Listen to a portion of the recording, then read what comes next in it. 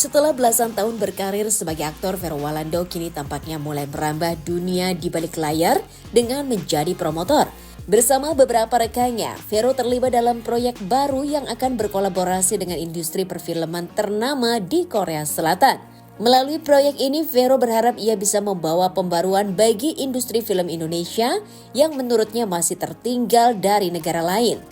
Tak main-main, keseriusannya dalam proyek ini pun sudah sampai pada tahap berdiskusi dengan Presiden terpilih Bapak Prabowo Subianto.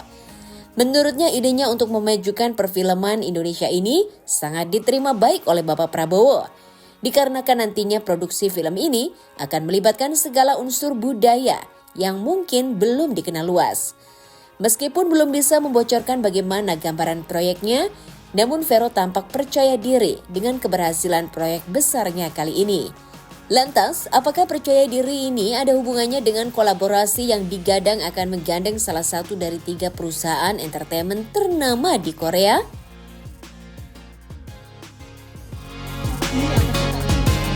Kalau udah ada tim diperlengkapi dengan tim yang kuat mah nggak sulit ya Nabil. Ada lagi?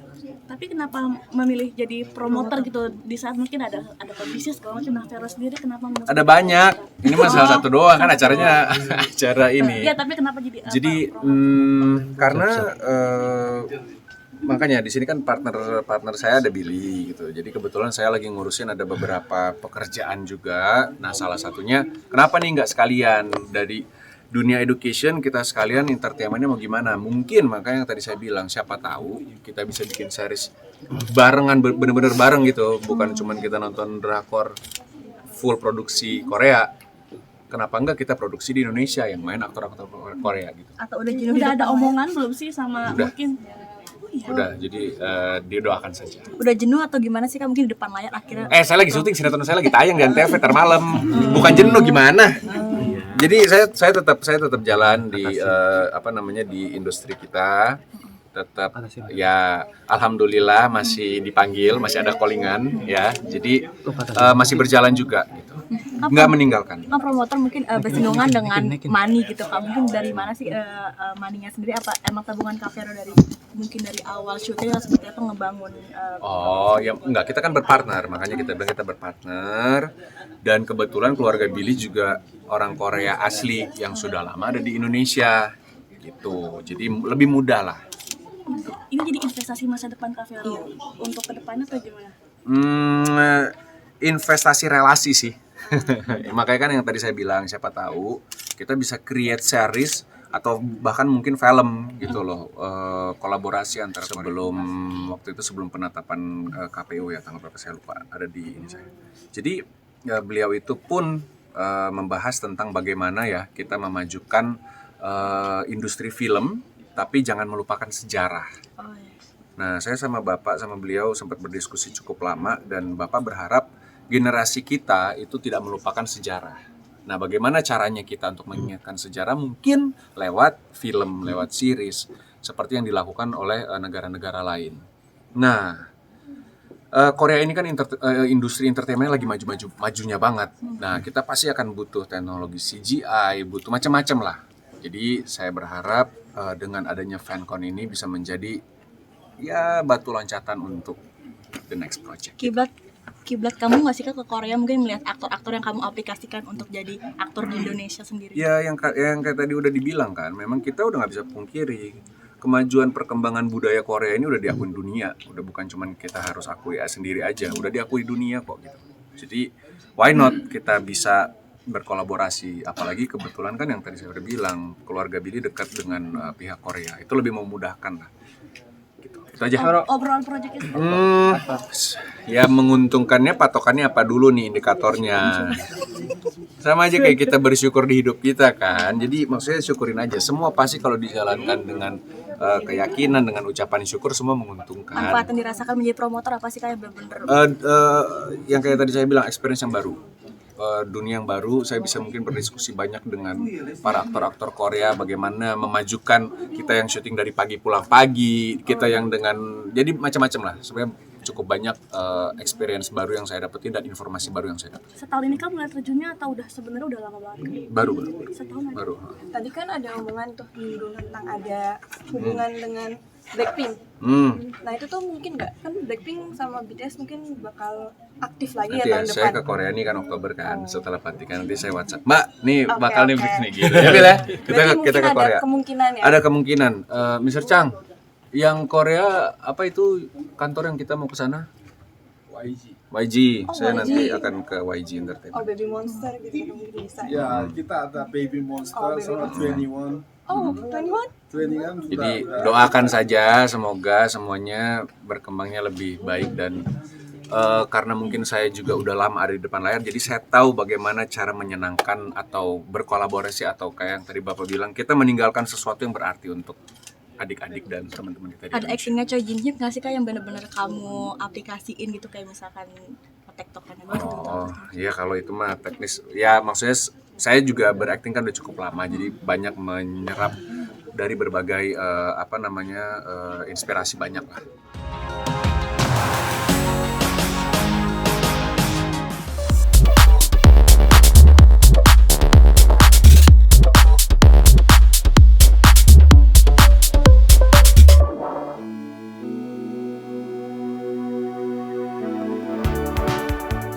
Lesti Kejora akan menggelar konser tunggalnya bertajuk Sang Kejora pada tanggal 5 Oktober mendatang. Konser berkapasitas 4.000 penonton yang telah sold out ini akan digelar di lapangan tenis indoor Senayan. Menurut penuturan Lesti, konser ini adalah wujud perayaan 10 tahunnya berkarya di industri musik. Lesti juga mengaku persiapan konser ini sudah cukup matang. Bahkan ia sudah masuk pada tahap gladi kotor pertama yang digelar pada H-9 konser. Dan sang suami Rizky Bilar pun menurutnya sangat berperan penting dalam persiapan konsernya kali ini. Selain akan menampilkan perjalanan karir Lesti, konser ini juga akan menghadirkan kolaborasi dengan beberapa penyanyi papan atas, di antaranya ada King Nazar, Ungu, serta Judika. Lesti sangat berharap bahwa konser ini akan berjalan dengan baik dan maksimal. Kendati dirinya tengah berbadan dua, Lesti mengaku sudah memikirkan dan mempersiapkan kesehatannya serta calon buah hati selama persiapan konser ini berlangsung. Lantas akankah era baru Sang Kejora akan dimulai setelah menyelesaikan satu dekadenya ini? Hari bersama Om Oni and Friends. Ditanya tadi bagaimana persiapannya, ini tuh udah Hamin berapa ya Pak? Udah tinggal menghitung hari. Persiapannya ini kita baru latihan pertama sama Om Oni, terus kemarin sempat ada beberapa kali latihan juga sama vokal direkturnya Kak Adiba Syahrul. Terus ya persiapan yang paling penting sih sebenarnya mempersiapkan kesehatan karena memang kondisi saat ini alhamdulillah lagi hamil, jadi memang concernnya tuh ke situ aja sih, concernnya lebih ke fisik gitu biar sehat gitu. Jadi nanti begitu hari H insya Allah bisa kasih yang terbaik. Amin. Oke Kak, mungkin untuk konsepnya sendiri seperti apa nih Kak? Konsepnya sendiri sesuai dengan jargonnya, bukan jargon, apa sih Pak kalau kayak gitu kan namanya?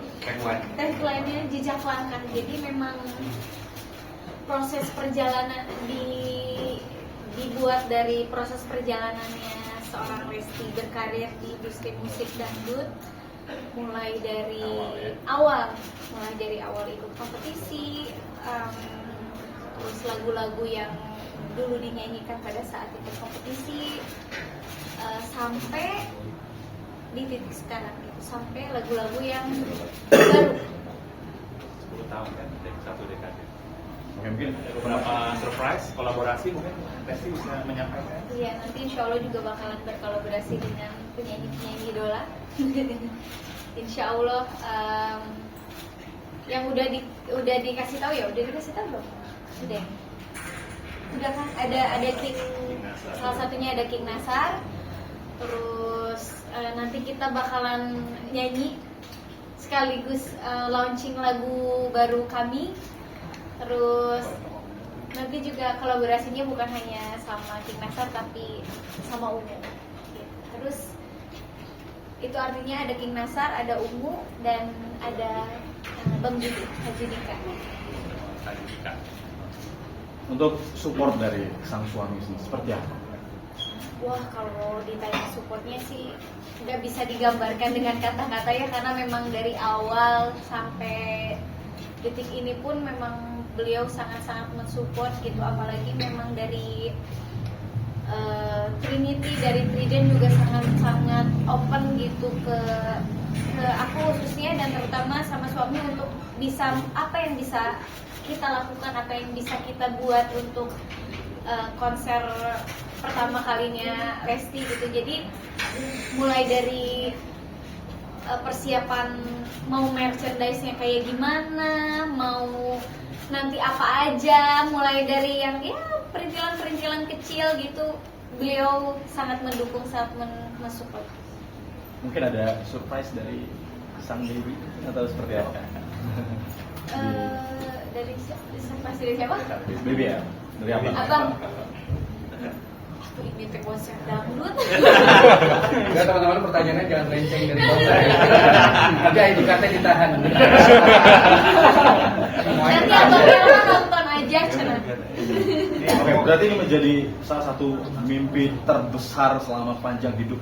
Masya Allah, ya ini salah satu mimpi yang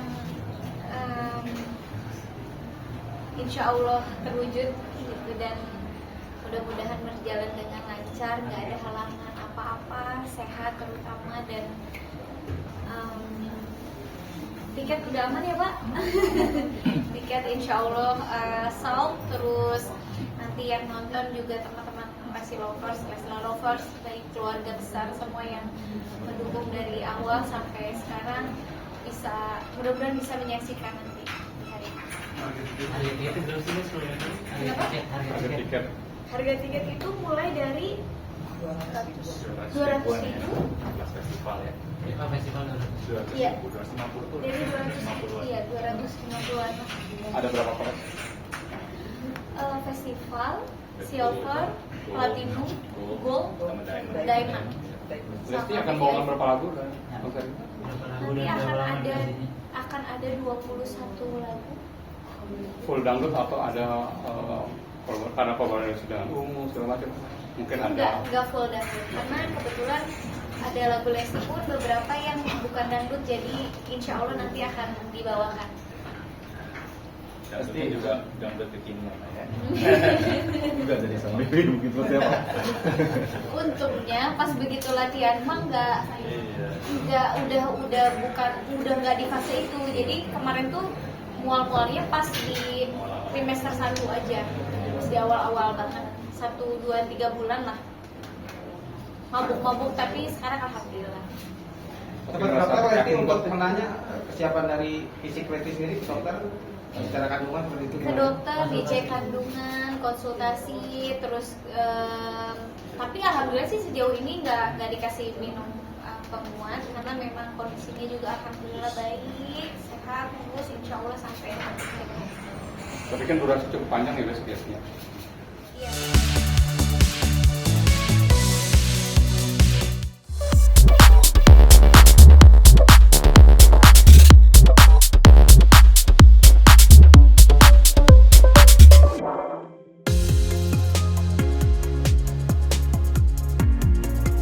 Denny Sumargo akhirnya buka suara terkait permasalahan Nikita Mirzani dan Loli yang ikut menyeret namanya. Ia menduga perkara ini berawal dari podcastnya bersama Fadel yang bertujuan untuk mengklarifikasi segala tuduhan Nikita Mirzani. Setelah sebelumnya Densu juga sempat mengundang Nick Mir, menurutnya tidak ada yang salah jika ia juga menerima permintaan Fadel untuk tampil di podcastnya. Karena permasalahan ini antara banyak pihak, maka dari itu masing-masing pun berkesempatan untuk menyampaikan sudut pandangnya sendiri. Perihal itu benar atau salah, menurut Densu itu di luar kuasanya. Dan biarlah menjadi tanggung jawab yang bersangkutan. Densu mengakui bahwa podcastnya hanyalah wadah untuk berpendapat Ia pun juga tidak menyangkal bahwa podcast tersebut adalah sumber penghasilan. Perihal statement Loli yang mengatakan bahwa Nikita Mirzani mengancam Densu untuk tidak menayangkan podcast terbaru bersamanya, ia pun enggan menanggapi. Karena menurutnya, hal itu hanya akan memperkeruh suasana. Lantas benarkah bahwa Densu sudah lepas tangan dan tidak ingin terlibat kembali dengan permasalahan ini?